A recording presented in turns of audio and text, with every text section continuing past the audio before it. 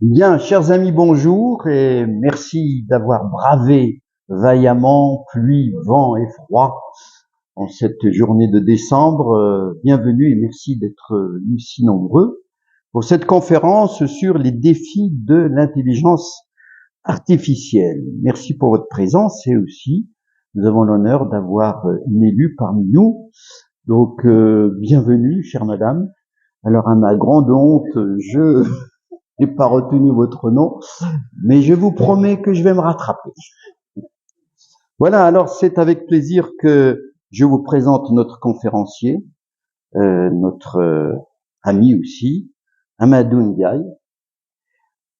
Et Amadou est un des 60 membres, faut-il le préciser, de notre association Culture et Société depuis l'aube, pas l'aube des temps, mais enfin depuis la naissance de notre association. Merci. Mais qui connaît vraiment Amadou Ndiaye? Alors, je me dois de combler cette lacune, cher ami. Amadou, donc, tu étais ingénieur de recherche hors classe à l'INRAE et tu as été chargé aussi de mission depuis ta retraite. Alors, c'est connu quand tu étais à Pierroton, à l'UMR, l'unité mixte de recherche laboratoire de rhéologie du bois de Bordeaux, et puis tu nous as quittés lâchement, voilà, avec Pierrette, pour aller à Talence. Donc, à I2M. Voilà, je sais pas si tu as été plus heureux, certainement pas, je pense. Voilà. Plus près de chez moi, en tout cas. Oui, mais enfin, bon, ça fait pas tout. Bon, tu es encore un jeune retraité qui, en plus de tes nombreuses occupations, suit à la loupe le parcours professionnel de vos grands garçons avec la secrète ambition qu'ils écouteront plus tes sages conseils à 31 ou 33 ans qu'à 13 ans. Alors, bon courage. Bon courage. Bon, cependant, tu as quand même réussi à filer le virus de l'informatique à l'un d'eux. Bah, bravo. Bon, tu es membre du club de dégustation de vin à la DAS INRAE, pardon. Ainsi, tu es devenu, alors bon, j'espère que tu m'en voudras pas pour la bouteille d'eau, là. Bon, ainsi, tu es devenu un expert en œnologie et après la science informatique, tu t'es lancé dans celle du vin. Alors attendez-vous, chers amis, que Amadou Ndiaye, dans un avenir pas trop lointain, je pense, siégera dans la Jurade de Saint-Émilion à la fête du printemps. Bon, enfin, là, j'en rajoute, mais bon. Oui, il en rajoute un peu, ouais. Bon, alors, ta formation, soyons un peu plus sérieux. En 87, tu décroches le diplôme d'ingénieur en informatique au CNAM, Conservatoire national des arts et métiers à Paris. Puis en 91, tu décroches le titre de docteur en informatique, chimie et biologie à l'université de Paris 7. Puis, entre-temps, tu as publié plus de 100 articles scientifiques. Alors, ton expérience professionnelle démarre en 75, responsable de bureau d'études de rééquipement téléphonique à Sotec, mais à Montrouge. Ben oui. Et puis, de 80 à 84, analyste programmateur à SS2I, à Paris. Et puis 84-87, informaticien au centre de recherche et d'application chimie dans la boîte allemande Hoechst. Je ne sais pas si je le dis, mais enfin ma femme rectifiera. Et puis ensuite, eh bien, tu as été ingénieur informatique chimique à Cogma, toujours à Paris. Et puis de 92 à 93, tu as été chargé d'enseignement à l'école supérieure de chimie organique et minérale à Cergy. Puis de 93 à 2018, eh bien, après un concours de recrutement passé à l'INRA, et tu as réussi brillamment, tu as été nommé ingénieur de recherche, et puis tu as fini ingénieur de recherche hors classe à l'INRA, ou à l'INRAE. Et puis, depuis le 2019, eh bien, tu es à la retraite. Et ton parcours professionnel, faut-il le préciser, à l'INRA, tu as été chercheur dans le laboratoire des insectes et puis après des champignons. Et puis, tu as été directeur d'unité adjoint. Ensuite, tu as été chercheur à Pierroton, au LRBB, on s'est connus, de 2006 à 2012, je crois, vous nous avez quittés lâchement. Oui, quelque chose comme ça. Oui, bon. Alors, les fonctions transversales ou d'intérêt collectif que tu occupas, tu as été membre élu du conseil scientifique du département de recherche, CEPIA. Tu as été membre élu du conseil scientifique du centre INRA de Bordeaux. Et puis, tu as été nommé au conseil de gestion du centre INRA de Bordeaux-Aquitaine. Et puis, tu as été à plusieurs reprises membre des jurys de concours d'attachés scientifiques contractuels, et puis président des jurys de concours, ingénieur d'études, assistant ingénieur et technicien. Alors, tu as donc accepté de tenir une conférence pour notre cher public sur l'IA, l'intelligence artificielle. L'intelligence artificielle, il ne se passe pas 2 jours sans que cette discipline informatique ne soit évoquée par nos médias. Et pourtant, elle a fait son apparition dès les années 40, début des années 50, grâce à John von Neumann, un des pères de l'informatique, et Alan Turing, un génie trop tôt disparu. Nous sommes donc très heureux, cher Amadou, de t'entendre nous parler de ce sujet brûlant qu'est l'IA. C'est l'IA qui façonne désormais notre quotidien. C'est l'IA qui bouleverse nos économies et nos sociétés. Et dans le rapport sur l'IA, Cédric Villani nous apprend que dans moins de 10 ans, aux États-Unis, au Japon, Allemagne, Corée du Sud, etc., et la France, évidemment, eh bien, c'est près de 50% de nos emplois qui s'évaporeront à tout jamais. Remplacé par d'autres. Oui, c'est, toi, tu es d'un optimisme légendaire, tu vas nous rassurer, mais bon, pour le moment, je déroule mon pessimisme de citoyen qui connaît pas grand-chose. Alors, elle fascine notre imaginaire et notre culture avec les casques de réalité virtuelle, le chat GPT, l'IA générative et les multivers. Mais plus inquiétant, l'ensemble des capacités de l'homme biologique ne sont-elles pas menacées d'obsolescence avec les NBIC et la robotique? Ray Kurzweil, fondateur du singularitarisme, directeur chez Google, prédit qu'en 2035, l'IA sera supérieure à l'homme. Alors, quel avenir pour l'Homo sapiens sapiens? Connaissant ta jovialité et ton optimisme légendaire, c'est avec impatience que nous t'écouterons avec une envie, que tes paroles étancheront certainement notre soif de savoir, mais qu'elles atténuent peut-être notre optimisme. À toi, cher Amadou, je te laisse la parole pour 1 heure. Bon, merci Mustapha. Bon, donc Mustapha m'avait demandé de parler d'intelligence artificielle. Sa première envie était de poser la question: est-ce que l'homme va survivre à l'intelligence artificielle?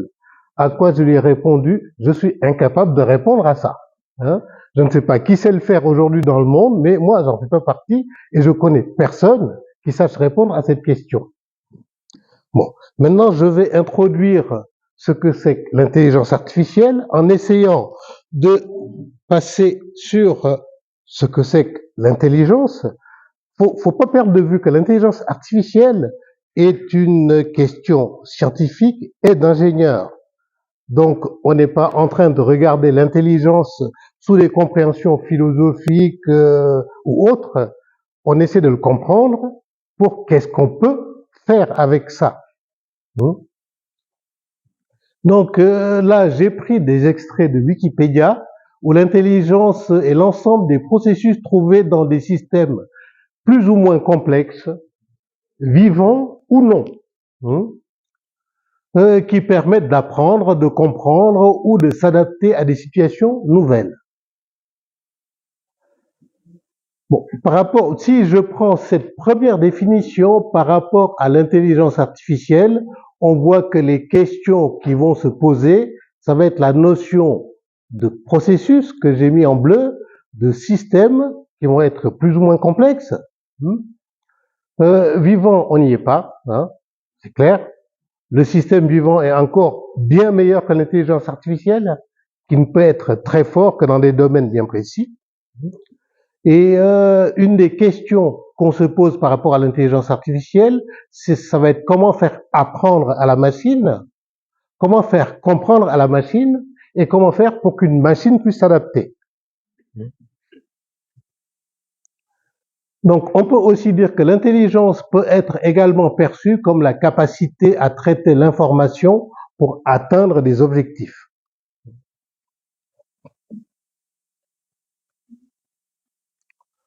Bon, par rapport à l'intelligence artificielle, comment ça a été défini? Bon, il y a plein de définitions, il n'y en a pas une sur laquelle tout le monde est d'accord.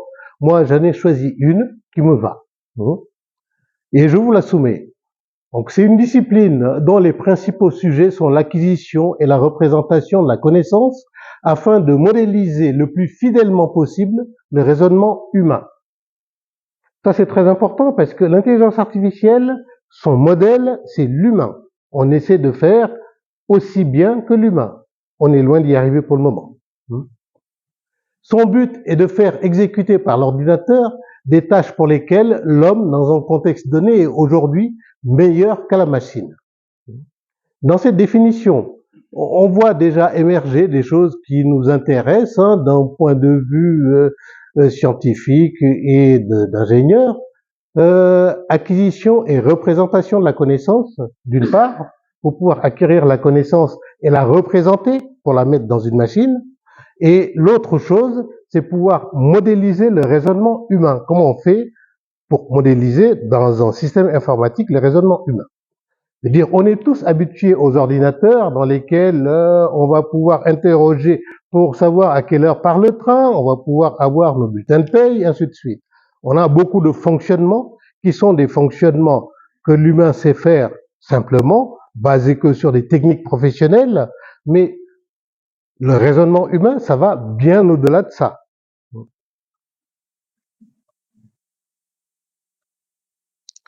Bon, pour introduire un peu la notion de connaissance, la connaissance, faut la voir par rapport à la donnée. Si je prends cette horloge, quand je vais regarder juste les chiffres, ce sont des données. Je peux dire, il est, je ne sais pas moi, à 3h05. C'est une donnée. Si je dis, il est 3h05, heure de Paris, j'ai une information.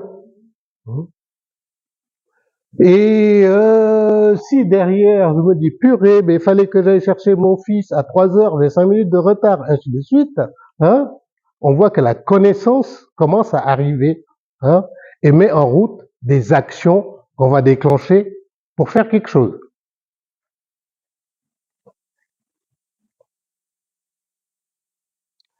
Bon, maintenant, la connaissance, comment on l'obtient? Il faut la recueillir auprès des humains. C'est les humains qui ont la connaissance. C'est les seuls qui ont la connaissance. En tout cas, celle qui nous intéresse aujourd'hui en intelligence artificielle. Il faut dire, sur les non-humains, on ne sait pas faire encore. Bon, en 95, donc il y a longtemps, il y a Nonaka et Takeshi qui ont essayé de comprendre comment se fabrique la connaissance. Et on peut voir ici que c'est assez compliqué. Et si je veux le simplifier, je peux dire que on commence en général par une idée. On pense que quelque chose fonctionne d'une certaine façon. On va expérimenter pour vérifier que ça fonctionne vraiment de cette façon. Et si ça fonctionne de cette façon, on va essayer de comprendre quels sont les mécanismes qui font que ça fonctionne de cette façon. On voit qu'il y a plusieurs choses. Mais cette boucle, on n'arrive pas toujours à la faire. Il y a des choses, plein de choses où on s'arrête au stade, ça fonctionne de cette façon. Si on prend un exemple qu'on connaît tous très bien, si je vous demande, est-ce que vous pouvez m'expliquer comment on fait pour faire du vélo? Je pense que dans la salle, personne ne pourra l'expliquer verbalement et que ça soit suffisant pour que quelqu'un qui n'a jamais fait du vélo puisse faire du vélo. On sait tous faire du vélo et on a tous appris à nos enfants à faire du vélo. On est incapable de dire comment on fait. Ce qui veut dire qu'il y a des connaissances qui sont, je dirais, explicites, on peut les dire, on peut les transmettre verbalement. Et il y a des connaissances qui sont tacites, on n'arrive pas à les dire. Et pour recueillir la connaissance, bien sûr, l'explicite, c'est le plus facile. Il suffit d'aller demander à l'expert comment ceci, cela, ben, il te dit tout, c'est son métier. Mais le tacite, pour aller le prendre, c'est un peu plus compliqué. Dans certaines situations, on peut mettre une caméra pour regarder comment fait la personne. Et là, on va pouvoir voir comment il fait pour essayer maintenant d'en tirer comment il fait, pour l'expliciter. Et après, vérifier que ce qu'on a retenu était bien suffisant et que ça marche, ainsi de suite. Autrement dit, par rapport à la connaissance, aujourd'hui, on n'arrive pas à saisir toute la connaissance que l'humain met en œuvre. Ce qui est une des différences importantes entre ce que l'on sait faire aujourd'hui en intelligence artificielle et l'humain. Bon, sur la représentation de la connaissance, là, je vous ai mis quelque chose que je trouve très parlant, qui est une représentation graphique du métro de Londres en 32 et en 33. En 32, on voit une carte. On voit que cette carte a été guidée par la topographie du terrain. Les dessins respectent partout où ça passe. Mais après, si on y réfléchit bien, ce qui nous intéresse, c'est pas comment est le terrain. Quand on prend le métro, ce qui nous intéresse, c'est de savoir comment aller d'un point à un autre et où je fais ma correspondance. C'est la seule chose intéressante pour celui qui prend le métro. S'il veut voir la topographie, il regardera une autre carte, pas celle-là. Donc, en 33, ils se sont rendus compte que bon, ça, c'est très bien, mais c'est pas assez guidant pour quelqu'un qui va prendre le métro. Donc, ils sont arrivés à cette représentation dont la symbolique est celle de l'orientation. On voit bien les lignes, on voit où se rencontrent les lignes. Donc ça, c'est la représentation de connaissance. Il faut savoir que la connaissance, certains disent que la connaissance, c'est une représentation. Dans le langage courant, on parle de schéma mental, on parle de choses comme ça, mais une connaissance, c'est toujours une représentation.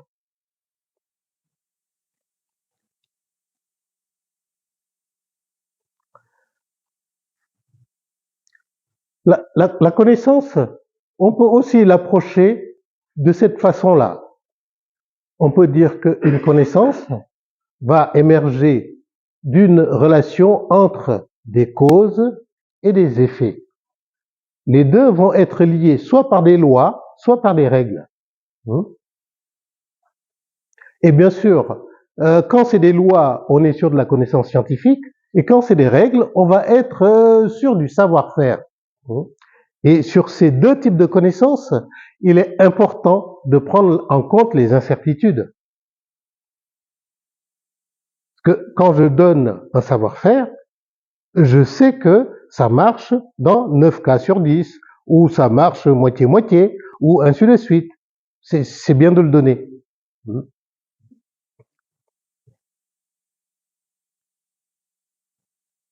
Bon, pour illustrer juste des raisonnements qu'on peut faire sur un ordinateur. Si on a la connaissance toujours représentée par les causes, lois, règles et effets, on voit qu'à partir des causes, si on connaît les lois et les règles qui s'appliquent à ces causes, on peut en déduire les effets. Ça, on le fait quotidiennement, tout le temps. Et l'autre chose, c'est que à partir des effets qu'on observe et on connaît les lois et les règles qui génèrent ces effets, on peut en induire les causes. Ça aussi, on le fait régulièrement, tout le temps. Faut savoir que bon, j'ai oublié de vous dire que l'informatique, c'est des maths. Hein. Ça se voit pas hein, quand on manipule les ordinateurs, mais toute la base théorique de l'informatique, c'est les maths. Et tout ça a été formalisé mathématiquement par des règles de décision qui ont des noms un peu abscons, hein, genre modus ponens, modus tonens, ainsi de suite. Et donc tout ça est bien calé pour qu'on puisse s'en servir dans les ordinateurs. Bon, quelles sont les approches de l'IA depuis que ça existe hein? Bon, il y a une première approche que l'on pourrait dire pragmatiste, dont le seul objectif, c'est de programmer efficacement un ordinateur afin qu'il puisse donner des résultats qui sont semblables à celui que donnerait un humain. On s'en fout de comment fait l'humain.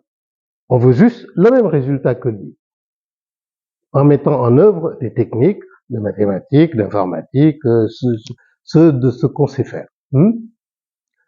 Et les techniques classiques, bon, ça, je le détaille pas, hein.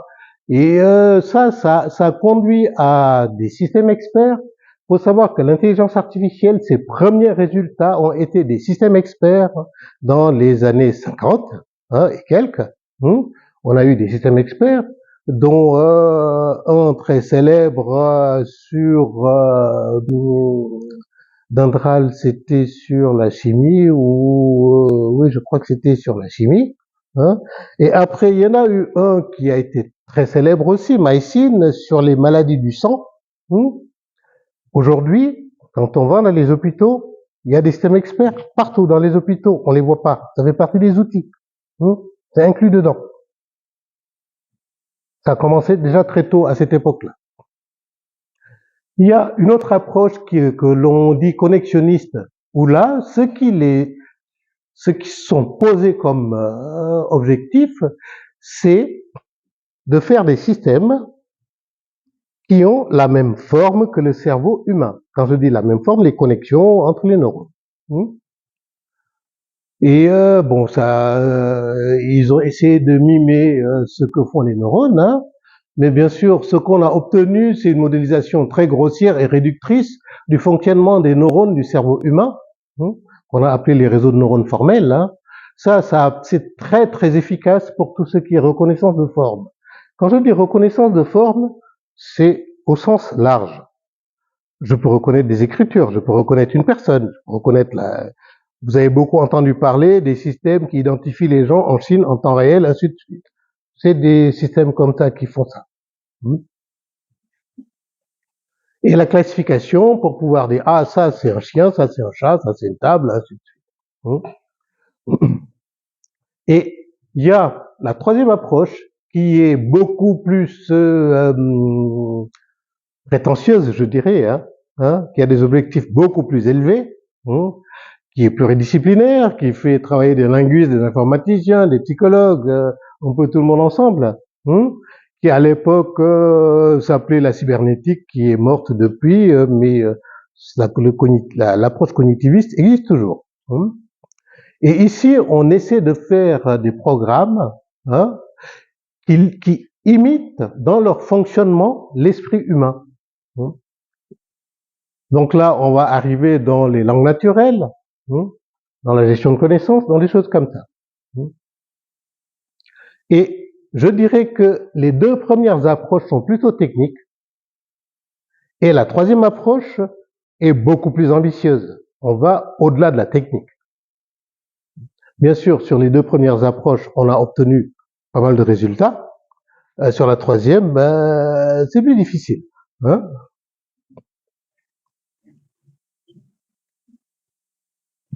Bon là, très rapidement, pour juste que vous puissiez voir ce qu'il y a derrière. Donc, les systèmes pragmatistes, c'est un schéma assez simple. on a une interface pour que l'homme puisse communiquer avec la machine. On a un système cognitif, qui est un bien grand mot, que c'est une cognition artificielle, donc qui est assez limitée, et on a une base de connaissances. Et à partir de ces trois choses-là, on va pouvoir faire des systèmes experts, par exemple.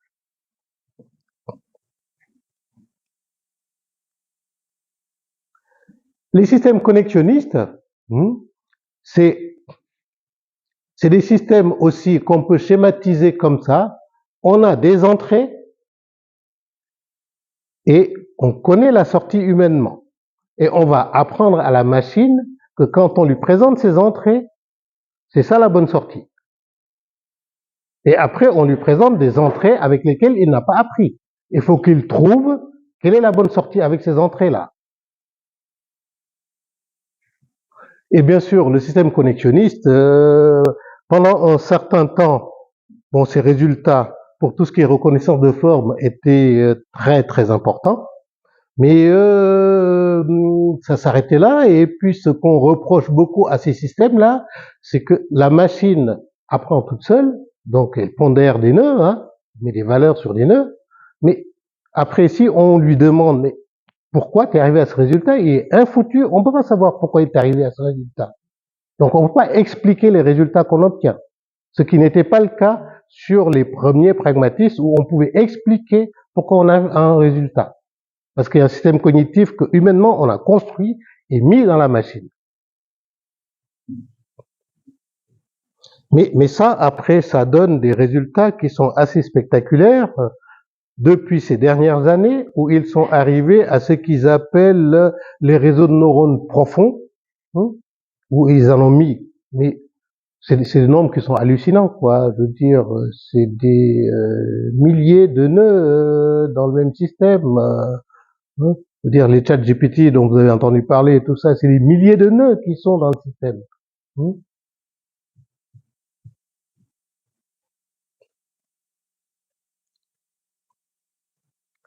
Et le système cognitiviste, comme je disais tout à l'heure, il est beaucoup plus ambitieux. Là, on peut dire qu'on va s'intéresser à qu'est-ce qu'on perçoit. L'humain, il perçoit avec les yeux, avec la main, avec l'odorat, avec un tas de choses, avec l'oreille, bon, tous les sens.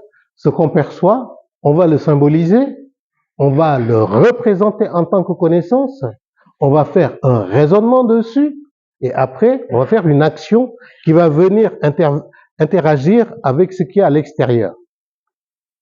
Je dirais qu'aujourd'hui, vous voyez là où il y a les pointillés, là, à droite des pointillés, on sait jouer ici. De l'autre côté, on ne sait pas encore bien jouer. On est encore relativement limité. Et je pense que ça permet aussi de dire quelque chose à ceux qui pensent que l'intelligence artificielle est plus fort que l'homme. On n'y est pas du tout pour le moment. On est assez loin. L'intelligence artificielle peut être très très bon dans un domaine bien précis. Là, on n'est pas en concurrence avec la machine, elle nous bat. Mais il y a plein d'autres domaines, ce qu'on appelle la généralité, où l'homme est très fort, il peut faire plein de choses différentes dans des domaines très différents, dans des environnements totalement nouveaux où il n'a aucune connaissance. Il peut transposer des connaissances qui lui font penser que, ainsi de suite. Et ça, on ne sait pas faire encore avec les machines. Bon, là, juste quelques dates pour situer un peu l'intelligence artificielle dans le temps. Dans les années 45-55, c'est ce qu'on appelle la préhistoire de l'intelligence artificielle, où à cette époque, la grosse question, c'était adapter les méthodes classiques de décryptage à la traduction du langage. Et avec cette idée, il y en a beaucoup qui ont fait financer énormément de recherches à l'État américain, en leur promettant qu'on va leur traduire le russe en anglais, en américain automatiquement bientôt. Je pense qu'on n'y arrive vraiment que maintenant.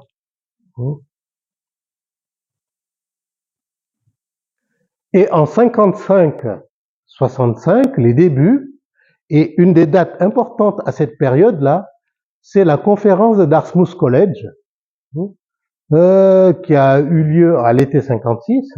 Et c'est à cette conférence-là où l'appellation intelligence artificielle a été introduite et acceptée par la communauté. Dans les années 65-70, il y a les premiers fondements théoriques, bon, pour dire qu'un système, c'est un système de symboles physiques, quoi. Donc, c'est des connaissances qu'on va représenter mathématiquement et on va en faire quelque chose.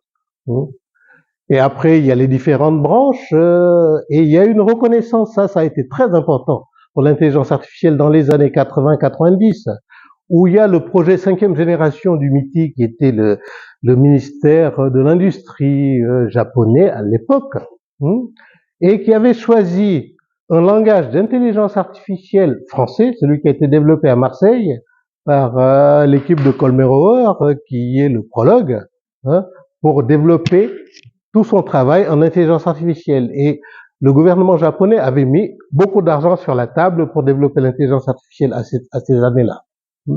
Et une étape importante aussi, c'est l'apparition du web. Pourquoi le web a été important? Parce que le web a permis un partage massif des données et la mise à disposition de beaucoup de données. Ce qui s'est traduit par ce qu'on vit aujourd'hui, le big data, et tout l'apprentissage profond qui en découle, et les chats GPT et autres dont on entend parler tous les jours.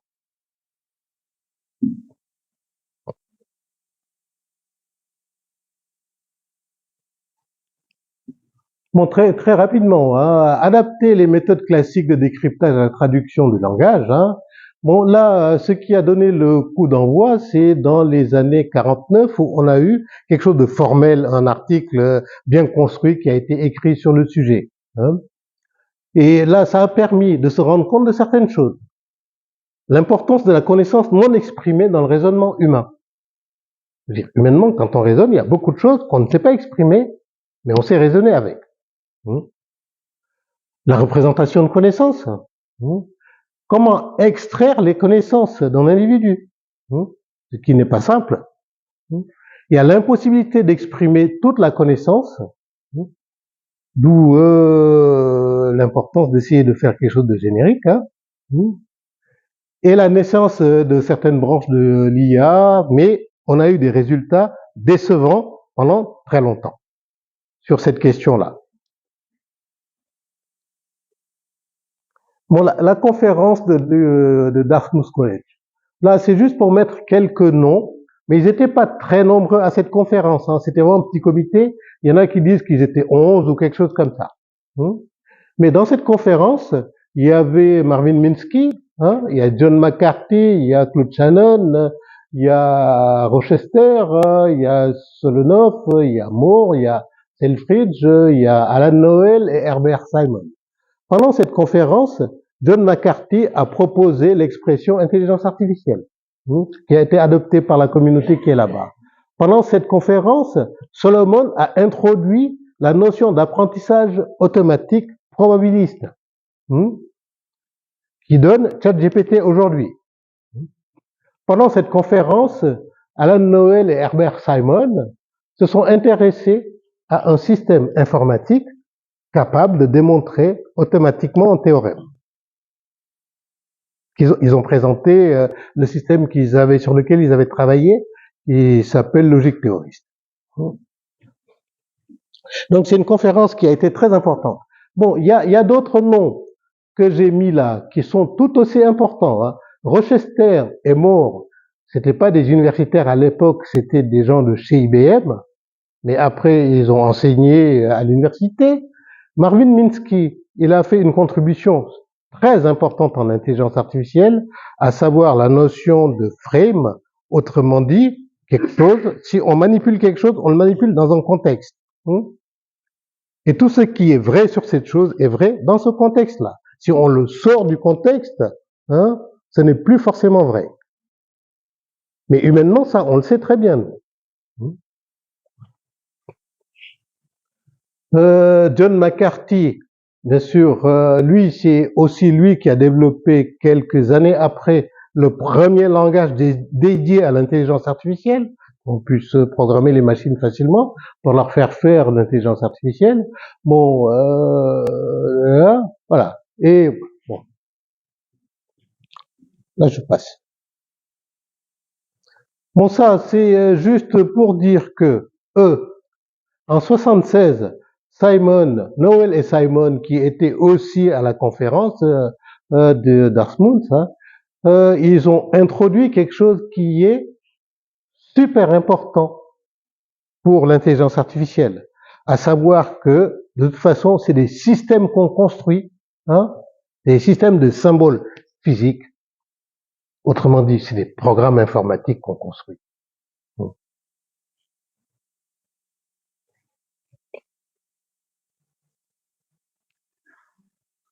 Bon, les outils de raisonnement, ça va être des règles de décision, des fonctions, des algorithmes, des heuristiques, des réseaux neuronaux.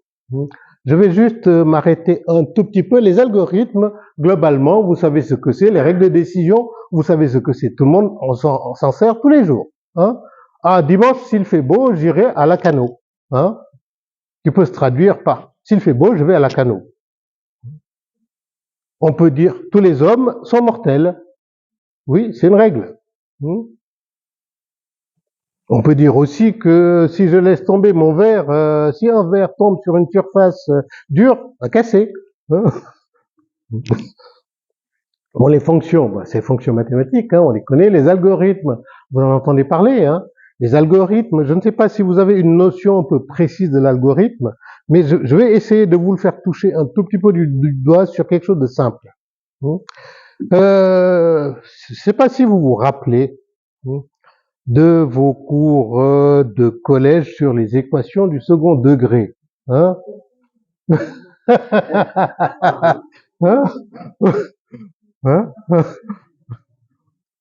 Où on vous dit, on va calculer le delta, s'il est positif, on fait ci, s'il est négatif, on fait ça, ainsi de suite. Et ça, on vous le donne, vous l'appliquez, et ça marche toujours. Ça vous donne toujours le bon résultat. C'est un algorithme. L'algorithme, c'est une façon précise qui vous guide. À partir de là, vous allez arriver là. Et ça marche toujours. L'heuristique, il y a plein de situations où on n'a pas d'algorithme. Alors l'heuristique, on fait ce que l'humain sait faire très bien. Genre, est-ce que tu peux me dire comment tu fais pour aller là-bas? Ah, mais tu vois, là-bas, il y a une maison rouge. Après la maison rouge, tu tournes à droite. Mais la maison rouge, depuis le temps que je l'ai vue, elle est peut-être repeinte en blanc.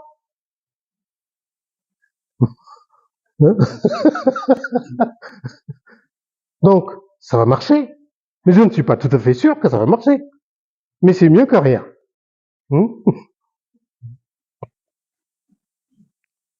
Bon, les réseaux neuronaux, bon, on en a parlé tout à l'heure rapidement. Bon, là, je passe. Les règles de décision, je vais passer.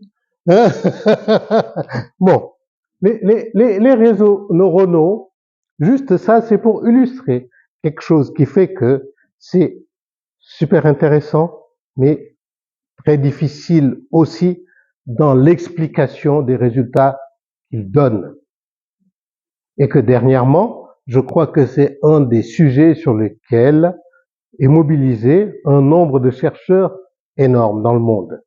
Comment on fait pour expliquer les résultats qu'on obtient à partir de ces réseaux neuronaux? On a tous entendu parler des voitures autonomes. Les voitures autonomes voient en direct ce qui se passe autour d'eux. C'est des systèmes comme ça qui permettent ça. Mais là, on n'est plus dans des systèmes qui sont programmés, c'est des systèmes qui sont câblés. On les a mis dans des puces qui sont câblées et qui sont spécialisées sur ça, sur cette fonction-là. Et on voit bien que ce qui se passe à l'intérieur, on ne sait pas trop. On sait fabriquer les machines qui font ça, mais on ne sait pas trop comment ça fonctionne à l'intérieur. Bon, les heuristiques, j'en ai parlé tout à l'heure rapidement. Hein, vous voyez à peu près ce que c'est. Hein. Bon, les domaines de l'IA. Hein. Bien sûr, toujours, ce qu'on cherche avec l'IA, hein, c'est les disciplines informatiques qui tendent à faire que l'ordinateur imite le comportement intelligent humain. Mais j'insiste sur le fait que l'IA, c'est pas l'homme augmenté. L'IA, il vise à faire aussi bien que l'homme, pas plus que l'homme.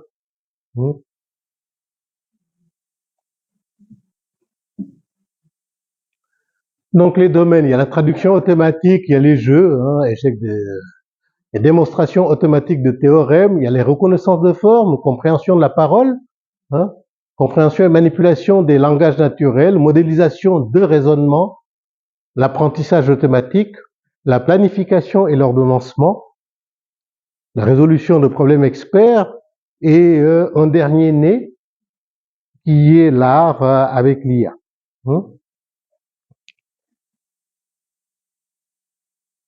Bon, les défis vont émerger de ces divers domaines de l'IA et que je vais reprendre un peu plus en détail. Attendez, je reviens ici. Premier défi, la machine peut-elle penser? Ça, c'est un défi qui est important, hein, qu'on s'est posé très tôt. La machine peut-elle penser? Bien sûr, autrement dit, est-ce que la machine peut conduire un raisonnement intelligent? Et celui qui a introduit ça très tôt, c'est Alan Turing, dont vous avez peut-être entendu parler. Hein, c'est le monsieur anglais qui avait décodé le Enigma pendant la guerre et qui a été très impliqué dans l'intelligence artificielle par ses travaux, mais qui malheureusement est mort relativement jeune. Et lui, son idée était la suivante. Est-ce que une machine peut tromper l'humain en se faisant passer par un humain? Autrement dit, le jeu de l'imitation. Il dit que si la machine y arrive, on peut dire que la machine est intelligente. Et du coup, il imagine ce jeu-là. On a quelqu'un, le C, qui communique avec deux autres humains, A et B. Ils communiquent à travers un écran, un clavier. Chacun tape et on voit sur le clavier. Et à un moment donné, on remplace A par un ordinateur. Et est-ce que l'humain qui est de l'autre côté va pouvoir dire qui est l'ordinateur et qui est l'humain? C'est un test très important par rapport à l'IA. Je veux dire, pendant longtemps, ça a été un guide pour tous les chercheurs en informatique. Mais vous allez voir que ce test a été beaucoup critiqué dans le temps.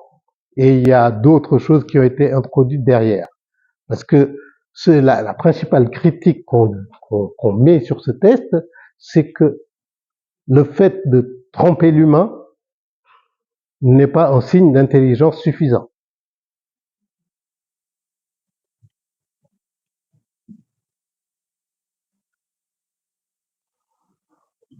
Et toujours dans cette idée, après, on s'est intéressé à quelque chose qui, quand on le voit humainement, ça nous paraît d'une simplicité, mais ça va vous faire toucher du doigt la différence entre l'humain et la machine, qui s'appelle le challenge du schéma de Winograd. Winograd étant un linguiste, ceux qui l'ont fait, c'est les informaticiens qui sont en dessous, là, Levesque, Davis et Morgenstern. Et là, on utilise des paires de phrases, et où on change à chaque fois un seul mot. Et après, on pose une question. Il faut que l'ordinateur puisse répondre à la question.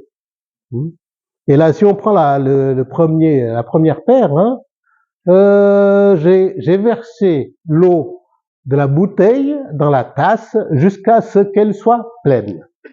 Humainement, ça n'a aucune ambiguïté pour nous. C'est clair. Et la deuxième J'ai perdu, j'ai perdu un bout. J'ai perdu. Alors, je prends l'autre. Hein?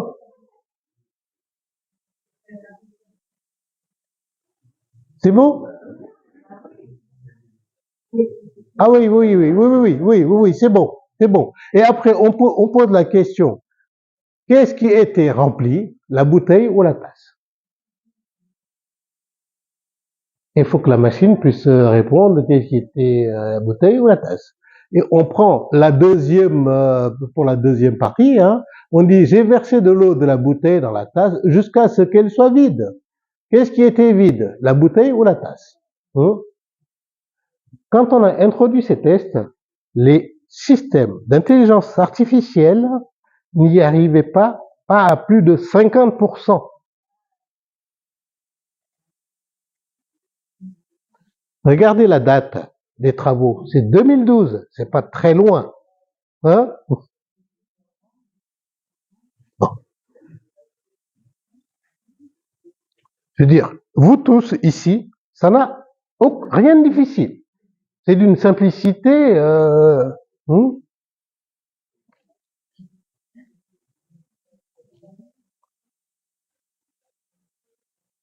Et bon, l'autre grosse difficulté, c'est l'intelligence artificielle générale. On sait que l'enfant, il naît, il grandit, il apprend en tombant beaucoup que quand on tombe, on se fait mal. Hein? Il apprend éventuellement s'il a touché quelque chose de chaud que attention, ça brûle, ainsi de suite. Il apprend beaucoup de choses en expérimentant, en vivant. Hein? De toute façon, les parents ne peuvent pas tout lui apprendre verbalement. Hein? Il découvre beaucoup de choses par lui-même. Et ce qui lui permet de rassembler un nombre de connaissances énormes sur des domaines très variés et très larges. Et humainement, on sait énormément de choses sur plein de domaines. Et ça, c'est un gros problème pour un système informatique. Et Noël et Simon se sont intéressés à cette question-là très tôt, en 59, et ils ont fait un système informatique qu'ils avaient appelé General Problem Solver, qui est GPS, hein, mais aujourd'hui ça veut dire autre chose, GPS. Hein. Et ils se sont rendus compte que leur problème leur solveur de général de problèmes arrivait à solutionner des problèmes relativement simples, et quand on entrait dans des problèmes complexes, il n'y arrive pas.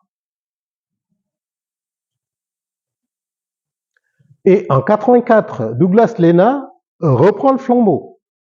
Et lui, il essaie d'introduire dans le système les connaissances de bon sens et les connaissances implicites. Il n'y arrive pas non plus. Et aujourd'hui, on a ChatGPT 4, la toute dernière version de ChatGPT, qui on lui accorde des étincelles d'intelligence artificielle générale, des étincelles, ça s'arrête là. On ne va pas au-delà de ça. Et en 2023, consensuellement, il n'y a aucun système sur lequel tout le monde est d'accord qu'il y a une intelligence artificielle générale. Il n'y en a pas. Il n'y en a pas encore aujourd'hui.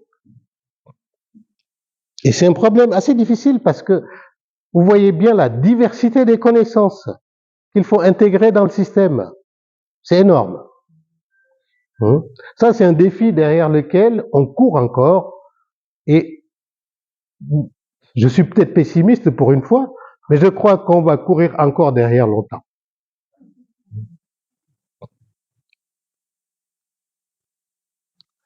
Pour la traduction automatique, bon là, je l'ai illustré juste en utilisant les outils qui existent aujourd'hui et qui sont les outils. Ah, pardon. Et qui sont les outils que l'on utilise classiquement aujourd'hui. Exemple, le Google Trad, là, le traducteur de Google, beaucoup s'en servent, y compris pour traduire un texte en anglais sur son... ainsi de suite. Hein. Le DeepL, qui est un des tout premiers systèmes de traduction qui est basé sur l'apprentissage profond, hein, qui quand il est sorti, tout le monde s'est dit super, génial ce truc, il traduit merveilleusement bien. Hein. Bon, il y a le Bing Translation de Microsoft, il y a Sistran qui est pas mal aussi, et en dessous, il y a ChatGPT 3.5. Et là, j'ai juste pris cette phrase-là au-dessus, hein. Time flies like an arrow et fruit flies like a banana. Et regardez les traductions. Hein. Google Trad, il le traduit le temps file comme une flèche et les fruits volent comme une banane. Ça n'a aucun sens. Hein. Hein. Et DeepL, le temps passe comme une flèche, les fruits passent comme une banane. Oui, bon. Bing, le temps s'envole comme une flèche, les mouches à fruits comme une banane. Hein. Hein. Et Sistran, le temps vole comme une flèche, les mouches à fruits comme une banane. Et quand j'ai demandé à ChatGPT de me le traduire, là j'ai eu une traduction qui tient la route. Hein. Le temps passe comme une flèche, les mouches à fruits aiment les bananes. Hein. Hein.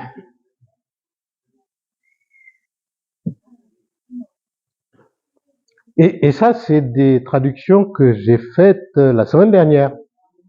Oui. Hein. Donc vous voyez la traduction automatique où on en est, quoi. C'est-à-dire les premiers qui arrivent à peu près à faire des traductions automatiques qui tiennent la route, c'est l'intelligence artificielle générative, hein, genre ChatGPT, quoi. Et ChatGPT, c'est tout nouveau. Donc ce qu'on avait vendu à l'État américain qui a permis aux chercheurs d'être abreuvés de dollars, hein, bon, on y arrive correctement que à peu près maintenant. Bon, sur les jeux, il y a eu des percées qui sont remarquables. Mais c'est juste des percées, c'est des points. Hein. On ne peut pas en tirer une conclusion générale. Chaque système ici a été conçu pour ce jeu précis. On l'a calibré, entraîné, fait tout ce qu'il faut pour qu'il puisse jouer à ce jeu, juste pour montrer que la machine peut jouer à ce jeu et battre l'humain et le meilleur des humains. Bien sûr, il y en a qui en tirent des conclusions dithyrambiques. La machine a battu l'homme sur le jeu d'échecs. Bientôt, vous allez voir, ils vont nous... que quick, hein, a battu l'humain sur ce jeu, mais il ne bat que sur ce jeu. Hein, et rien d'autre. Et donc, il y a Deeper Blue qui a battu Kasparov au jeu d'échecs en 97. Bon, c'était basé aussi sur un système d'apprentissage, mais aussi sur un supercalculateur qui peut faire 20 millions de positions d'échecs par seconde. Il peut calculer 20 millions de positions par seconde. Donc ça, c'est IBM qui avait conçu ça. Et bien sûr, quand on sait que sur un plateau d'échecs, il y a 10 puissance 120 variantes de jeux possibles, vous voyez l'étendue du problème, quoi. Si on veut juste faire une combinatoire systématique, ben on n'y arrivera pas. Il faut obligatoirement un système d'apprentissage couplé probablement à un système de règles, de décision, ainsi de suite. En 2011, il y a Watson, toujours IBM, donc conçu une nouvelle machine, qui a gagné à Jeopardy. Bon, Jeopardy, c'est pas un jeu dont on est habitué ici, mais rapidement. Jeopardy, bon, il paraît que c'était passé sur TF1 il y a je ne sais pas combien d'années, mais ça n'a pas tenu, ça n'a pas intéressé beaucoup les gens. Mais rapidement, le jeu bon, j'ai regardé qu'est-ce que ça voulait dire parce que je suis comme vous, ça m'intéresse pas du tout Jeopardy, j'y connais rien. Mais visiblement, le jeu est le suivant. On donne une réponse et on donne des indications par rapport à la réponse. Et les joueurs doivent trouver le plus rapidement possible quelle est la question. Donc, c'est un peu, je dis bien un peu, mais pour montrer la diversité des questions que ça peut être, c'est un peu le jeu des 1000 francs, mais dans l'autre sens, quoi. Donc la diversité des questions est énorme. Le jeu des 1000 francs, on peut poser une question sur n'importe quoi. Et à ce jeu-là, bien sûr, IBM a fait de l'apprentissage, a mis aussi un supercalculateur qui peut faire 200 millions de pages. Il peut aller consulter 200 millions de pages d'informations en moins de 3 secondes. Et bien sûr, son système a gagné à ce jeu. Et l'image, là, on voit bien le système au milieu, et les deux meilleurs joueurs américains autour de lui, et il les a battus. Et le dernier, en 2015, c'est AlphaGo qui a battu Lycédol au jeu de Go. Faut savoir juste que le jeu de Go, moi, au début, quand j'apprenais l'informatique et l'intelligence artificielle, c'était un des gros verrous qu'on nous donnait. Un exemple, c'est un énorme verrou. Parce que le jeu de Go, il y a 10 puissance 170 configurations légales, c'est plus que le jeu d'échecs, et arbre de décision, les possibilités, c'est 10 puissance 600. Donc si on n'a pas un système qui peut apprendre, mettre en œuvre des outils d'intelligence artificielle, on n'y arrivera pas. Donc là, on est arrivé à ce système et la petite boîte, je crois qu'elle était anglaise, qui avait fait ça, AlphaGo, a été rachetée par Google tout de suite derrière. Donc sur les jeux, on a quelques percées remarquables, mais il y en a 3, ils sont là les 3, et il n'y en a pas d'autres. Pour le moment, sur les autres jeux, l'humain bat la machine. Dont un jeu sur lequel aussi on travaille, je m'entends. Les chercheurs, ingénieurs travaillent beaucoup. C'est sur le foot, par exemple. Il y a des robots qui jouent au foot. Il y a une compétition internationale qui a lieu l'année dernière. C'était à Bordeaux. C'est Bordeaux qui a organisé le tournoi de foot.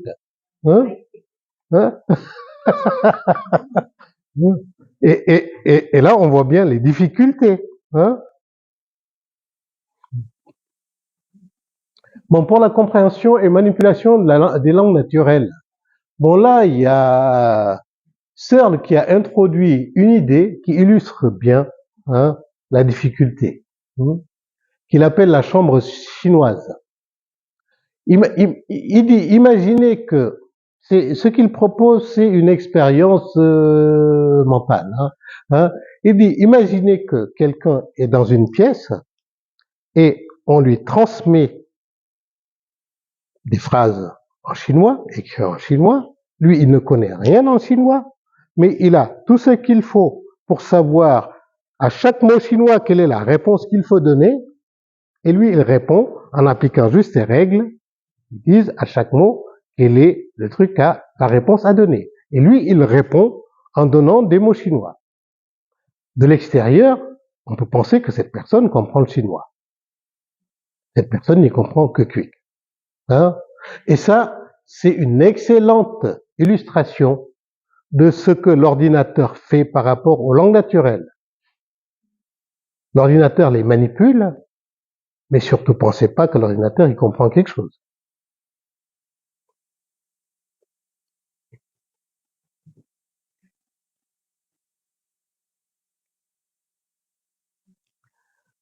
Pour la reconnaissance de forme, bien sûr, ça fait un certain temps déjà qu'on a des machines qui font un tri automatique, des fruits, il y a plein de choses qui sont triées automatiquement. Ça, on est habitué, ça nous impressionne plus du tout. La reconnaissance faciale, pour ça, on commence à être habitué, mais on n'a pas envie que ça nous arrive. Hein. Et l'imagerie médicale, pour interpréter les résultats d'imagerie médicale, aujourd'hui, presque tous les systèmes sont assistés par des systèmes intelligents. Tous les appareils qu'on a dans les hôpitaux sont assistés par des systèmes intelligents. Et les médecins sont preneurs. Ça leur fait gagner un temps énorme et ça permet de mettre en évidence les choses. Donc ils ont testé et ça marche. Et il y a les voitures autonomes. On en entend beaucoup parler. On les voit. Je ne sais plus en quelle année c'était. Je sais plus si c'est 2012, 2015 par là. En tout cas, il y a une année où le congrès sur les voitures autonomes s'est passé à Bordeaux. Et Citroën avait fait venir sa voiture depuis Paris, bien sûr avec quelqu'un assis devant, mais sans toucher à rien, jusqu'à Bordeaux. Donc, on sait faire certaines choses. Maintenant, est-ce qu'on sait faire au quotidien, tout le temps, dans toutes les situations? On ne sait pas faire. Mais on a beaucoup avancé. On peut penser qu'il reste le dernier 1% qui est le plus difficile. Il reste celui-là. Et bien sûr, il y a les questions éthiques qui se posent. S'il y a un accident grave, quelqu'un est tué alors qu'il est responsable, c'est ainsi de suite. Il y a beaucoup de questions qui se posent derrière. Mais il faut savoir que dans ces reconnaissances de forme, là, on est typiquement dans ce que permet l'intelligence artificielle connexionniste.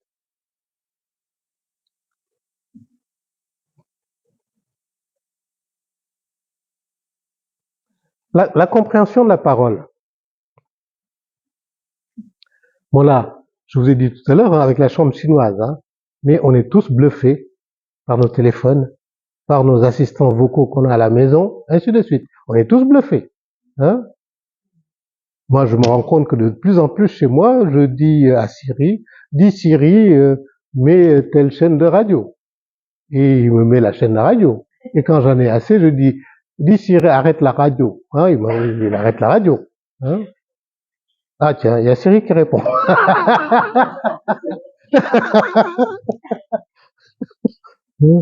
Mais on est, donc là, la photo à gauche, là, c'est la dame qui a fait la voix féminine de Siri. Bien sûr, à droite, vous avez tous les assistants vocaux, dont celui de Google, celui d'Amazon, ainsi de suite. Mais ça, c'est entré dans nos quotidiens, quoi. Mais ce qu'il ne faut pas perdre de vue, c'est que tout ça, c'est des machines spécialisées qui ne comprennent rien à ce qu'on leur raconte. C'est typiquement l'histoire de la chambre chinoise. Mais ils savent répondre à ce qu'on leur demande. Et ils savent aussi être polis et dire, bien sûr, je vais le faire. Oui, ils savent aussi dire, j'ai pas compris. Une fois, je m'étais amusé avec Siri, parce que j'avais lu quelque part un dialogue qui m'avait bien amusé. Quelqu'un qui avait posé une question à Siri. Siri a répondu, après il a traité Siri de patate. J'ai essayé. Et quand j'ai traité Siri de patate, il m'a répondu, c'est pas gentil, Amadou.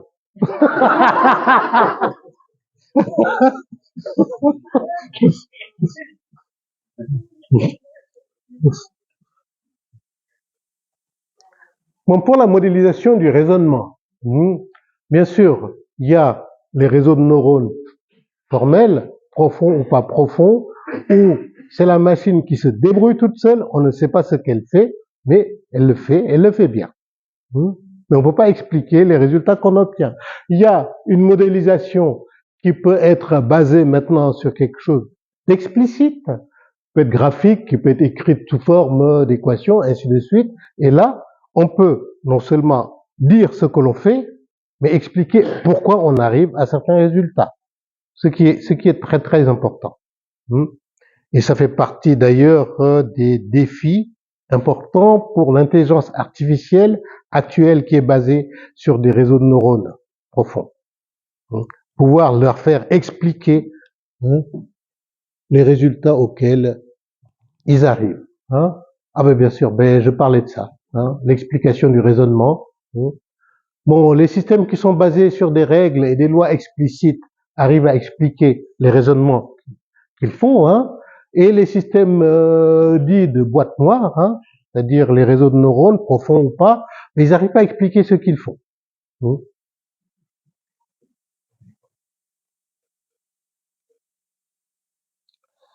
Pour la planification et l'ordonnancement, ça au début c'était aussi un des défis importants. On a beaucoup joué avec ça, avec un jeu qui s'appelle la Tour de Hanoï. Hein. Je ne sais pas si ça dit quelque chose à quelques-uns, mais c'est un jeu où s'il n'y a pas, si les enfants ont dû avoir ça, jouer avec ça, on a un ensemble de galettes trop au milieu, hein, et il faut mettre dans l'ordre le plus grand en bas jusqu'au plus petit en haut. Hein, et on part d'une situation. Donc, faut enlever celui-là, le poser là, mettre là, ainsi de suite. Hein. Bon, au début, c'était le problème d'apprentissage qu'on utilise, d'apprentissage, je m'entends, d'enseignement, hein, pour les étudiants, hein, de résoudre ce problème-là. Mais après, là, on a entendu parler des missions sur Mars, hein, où on envoie des fusées qui coûtent une fortune, et leur objectif, leur but, c'est arriver sur Mars, de pouvoir circuler sur Mars, recueillir les informations au point où on leur a demandé de recueillir l'information. Et comment faire ça? On a fait des robots, des systèmes, avec non seulement une vision artificielle, mais aussi un système de planification et d'ordonnancement pour qu'ils puissent voir et choisir par où passer pour aller au point où ils vont aller.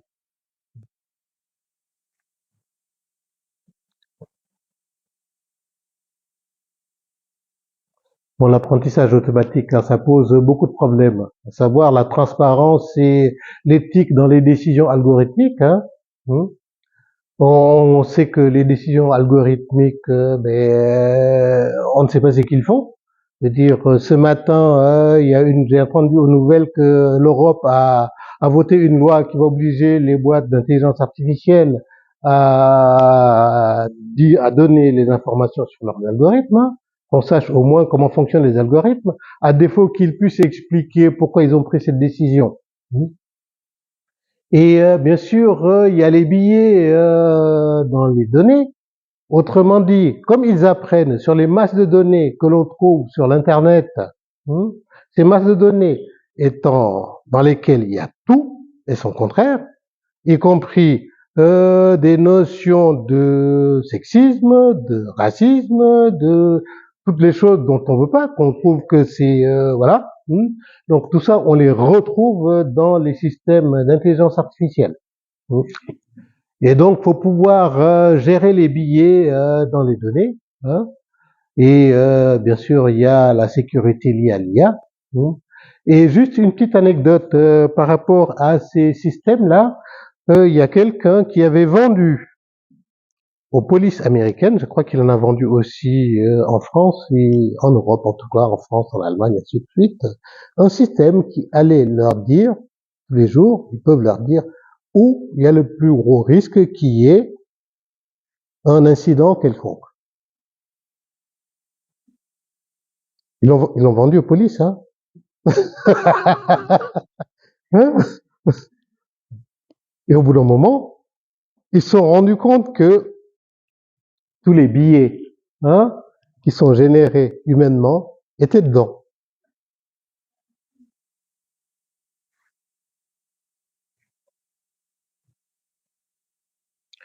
Bien sûr, l'art, avec l'intelligence artificielle, il y a beaucoup de dessins, mais si on s'est observé, on se rend compte que ils ont encore beaucoup de mal sur les mains, par exemple.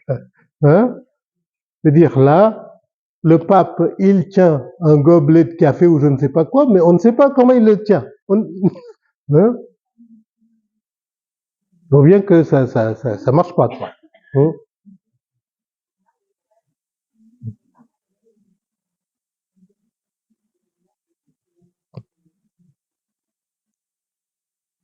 Et sur la loi qui a été votée par l'Europe aujourd'hui, je pense qu'il y a aussi le fait que maintenant, faudra que si l'image, le texte, ainsi de suite, est issu d'un système informatique, faut le dire. Faut le dire. Faut le dire. Je veux dire, ceux qui le publient doivent dire s'il vient d'un système. Ouais, il faut le mentionner. Ce qui est important, hein, parce que ça va nous aider. Hein, parce que là, qu'est-ce qu'on voit? On génère des images par l'IA, on génère des textes par l'IA, et il y a des gens qui les lisent, ils savent pas d'où ils sortent, et ils peuvent penser que c'est vrai, c'est la vraie vie. Or, si on prend un système tel que ChatGPT, mais qui est extrêmement fort, hein, alors là, moi, je dis chapeau bas, c'est très très fort comme système, hein, pour générer des textes. On peut lui demander ce qu'on veut, vous lui demandez ce que vous voulez. Vous lui demandez de traduire, vous lui demandez de vous écrire un texte d'invitation, vous lui demandez de vous faire une dissertation de philosophie, vous lui demandez ce que vous voulez, il va le faire. Hein? Et on va retrouver des choses issues de ChatGPT qui ressemblent à quelque chose de vrai, mais qui n'est pas vrai. Parce que ce que ChatGPT nous donne, c'est pas la vérité, c'est des probabilités.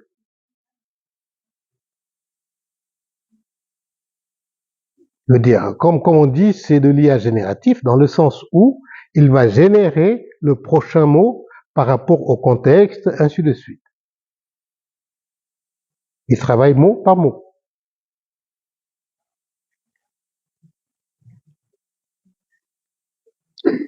Bon, je pense que je vais m'arrêter là, hein, mais juste pour dire que hein, Russell et Norvig, ils ont fait un bouquin dans les années 95, je crois. Là, c'est la deuxième édition qui est de 98, mais ils font toujours des éditions. Leur bouquin est considéré comme étant le meilleur bouquin d'intelligence artificielle pour les étudiants, donc il est toujours entretenu. Et moi, je suis complètement d'accord avec eux, à savoir un système qui sait penser comme un humain, on ne sait pas faire. Un système qui sait agir comme un humain, on ne sait pas faire non plus. Un système qui pense de façon rationnelle, on sait faire. Un système qui peut agir de façon rationnelle, on sait faire. Aujourd'hui, on en est là. Maintenant, ceux qui pensent que l'intelligence artificielle va être plus fort que l'humain, prochainement, j'y crois pas beaucoup. Je pense qu'on a encore à travailler un peu. Il reste encore un peu de travail à faire. Voilà.